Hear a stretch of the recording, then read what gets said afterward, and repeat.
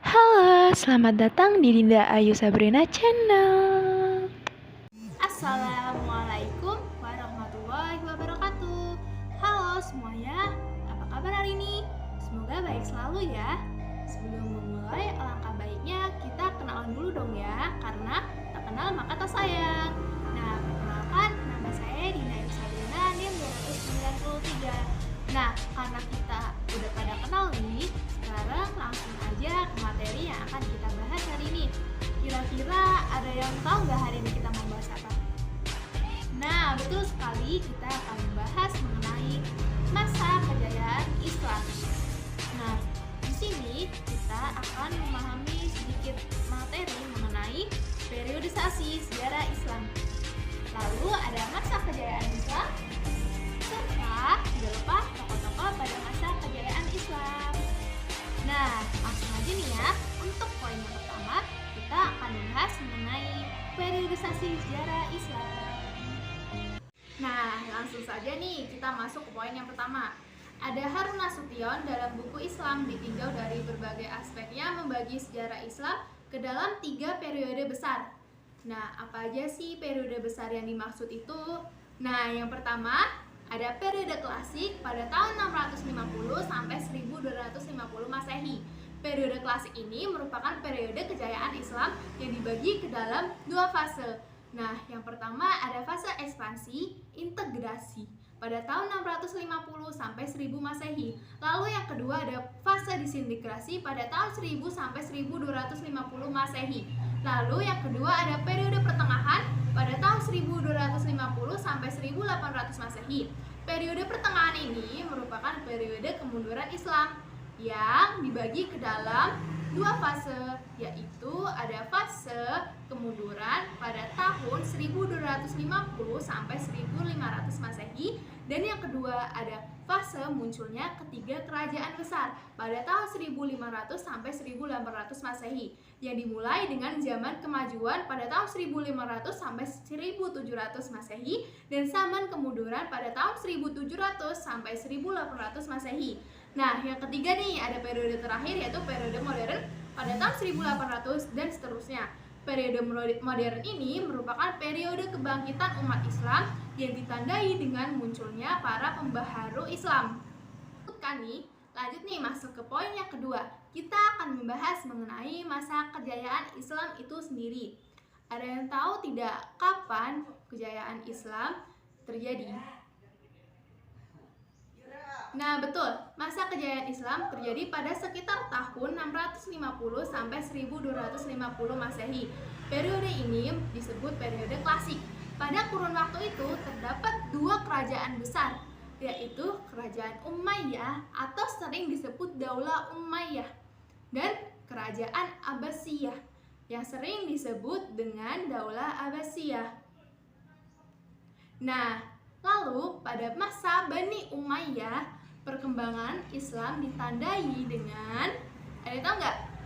Nah, dengan meluasnya wilayah kekuasaan Islam dan berdirinya bangunan-bangunan yang sebagai pusat dakwah Islam. Nah, dari sini kemajuan Islam pada masa ini meliputi bidang politik, keagamaan, ekonomi, ilmu bangunan atau arsitektur, sosial, dan bidang militer. Nah, sementara perkembangan Islam pada masa Bani Abbasiyah ditandai dengan pesatnya perkembangan. Nah, di sini lebih memusatkan perkembangan ilmu pengetahuan. Kemajuan Islam pada masa ini meliputi bidang yang pertama pastinya ilmu pengetahuan, lalu ada ekonomi, ilmu bangunan, arsitektur, sosial, dan bidang militer. Dari keduanya, tentu saja kemajuan umat Islam baik pada masa Bani Umayyah maupun Bani Abbasiyah terjadi tidak secara tiba-tiba.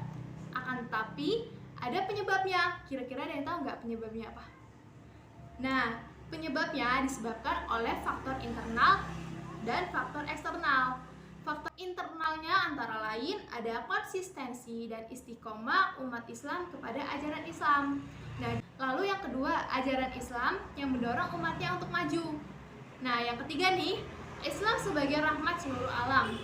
Dan yang keempat, Islam sebagai agama dakwah sekaligus keseimbangan dalam menggapai kehidupan, baik itu duniawi dan ukhrawi. Nah, karena tadi udah disebutkan faktor internal nih, sekarang ada faktor eksternalnya. Apa aja coba? Nah, faktor eksternal akan kita bahas. Yang pertama, ada terjadinya asimilasi antara bangsa Arab dan bangsa-bangsa yang lebih dahulu mengalami perkembangan dalam ilmu pengetahuan.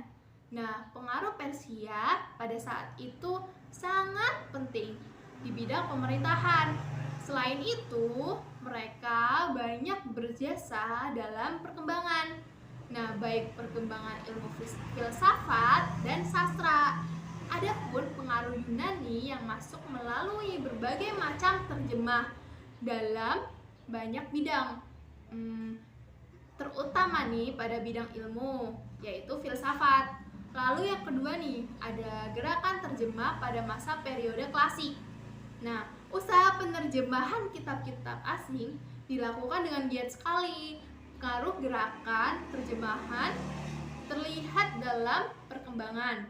Nah, perkembangan di sini itu adalah perkembangan ilmu pengetahuan, terutama di bidang astronomi, kedokteran, filsafat, kimia, dan sejarah. Kan tadi udah disebutkan nih faktor dari internal dan faktor eksternal.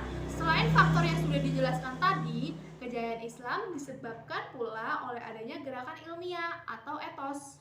Nah, keilmuan dari para ulama yang ada pada periode klasik antara lain seperti berikut. Yang pertama, melaksanakan ajaran Al-Quran secara maksimal, di mana banyak ayat Al-Quran yang menyuruh agar kita menggunakan akal untuk berpikir. Nah, lalu ada lagi nih, yang kedua, melaksanakan isi hadis, di mana banyak hadis yang menyuruh kita untuk terus-menerus menuntut ilmu, meskipun harus ke negeri Cina. Bukan hanya kita menuntut ilmu agama yang dicari, tetapi ilmu-ilmu lain yang berhubungan dengan kehidupan manusia di dunia ini wajib kita cari. Lalu yang ketiga nih, ada mengembangkan ilmu agama dengan berijtihad. Nah, ilmu pengetahuan umum dengan mempelajari ilmu filsafat Yunani. Maka pada saat itu banyak bermunculan ulama fikih, tauhid kalam, tafsir, hadis, ulama bidang sains, terutama pada ilmu kedokteran, matematika, optik, kimia, fisika, serta geografi, dan ilmu-ilmu yang lainnya. Lalu yang keempat nih, ulama yang berdiri sendiri serta menolak untuk menjadi pegawai pemerintahan. Oke, selanjutnya kita akan membahas poin yang ketiga, mengenai tokoh-tokoh pada masa kejayaan Islam. Karena banyak sekali tokoh Islam yang memiliki keahlian dari berbagai bidang ilmu. Di sini akan saya jelaskan sebagian saja biografi beberapa tokoh secara singkat. Nah, yang pertama langsung aja ke Ibnu Rusyid. Nama lengkapnya adalah Al-Wahid Muhammad Ibnu Rusyid yang lahir di Cordova, Spanyol pada tahun 520 Hijriah dan wafat di Maraski, Maroko pada tahun 565 Hijriah.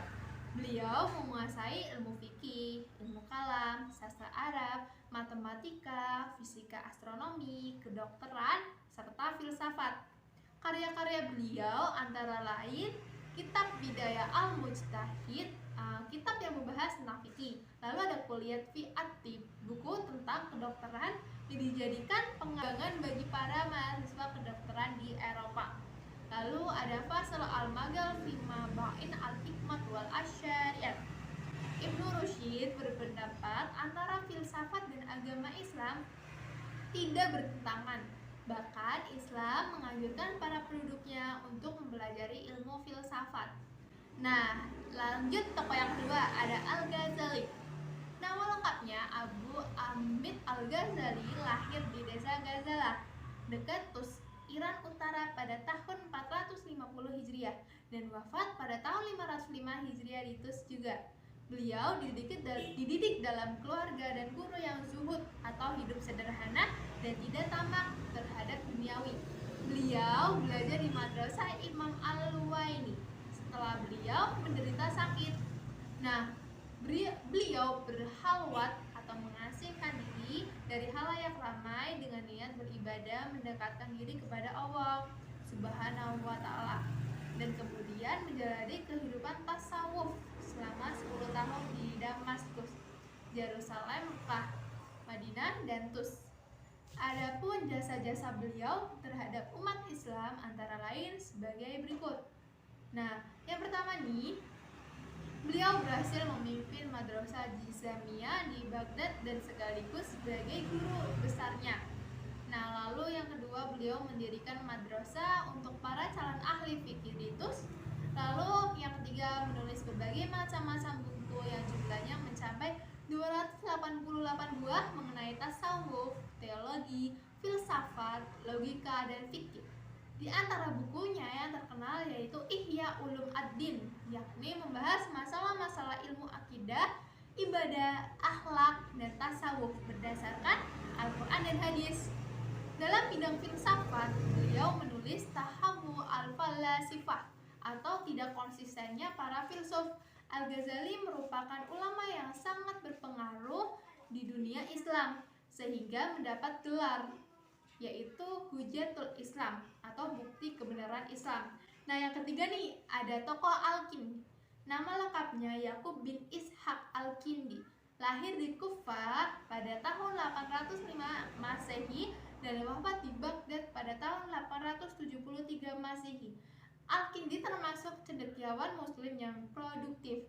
Hasil karyanya di bidang-bidang filsafat, logika, astronomi, kedokteran, ilmu Jawa, politik, musik, dan matematika. Beliau berpendapat bahwa filsafat tidak bertentangan dengan agama karena sama-sama membicarakan tentang kebenaran. Nah, beliau juga merupakan satu-satunya filosof Islam dari Arab. Ia disebut dengan Failasuf al-Arab atau filosof orang Arab. Nah, yang keempat nih, ada tokoh Al-Farabi. Nah, nama lengkapnya Abu Nasr Muhammad Ibnu Tarkan Ibnu Uzlaq Al-Farabi. Lahir di Farabi, Transylvania pada tahun 872 Masehi dan wafat di Damsyik pada tahun 950 Masehi. Beliau keturunan Turki. Al-Farabi menekuni berbagai bidang ilmu pengetahuan, antara lain logika, musik, kemiliteran, metafisika, ilmu alam, teologi, dan astronomi.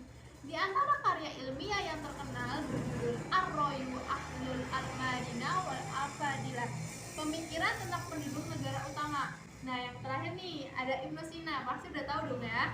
Nama lengkapnya Abu Ali Al-Husain Ibnu Abdullah Ibnu Sina. Lahir di desa Afsyana dekat Bukhara. Wafat dan dimakamkan di Hamazan. Beliau belajar bahasa Arab, geometri, fisika, logika, ilmu hukum Islam, teologi Islam, dan ilmu kedokteran. Pada usia 17 tahun, ia telah terkenal dan dipanggil untuk mengobati Pangeran Samani, Nuh bin Mansur. Beliau menulis lebih dari 200 buku dan antara karyanya yang terkenal berjudul Al-Qanun fi At-Tib, yaitu ensiklopedia tentang ilmu kedokteran, dan Al-Shifa, ensiklopedia tentang filsafat dan ilmu pengetahuan.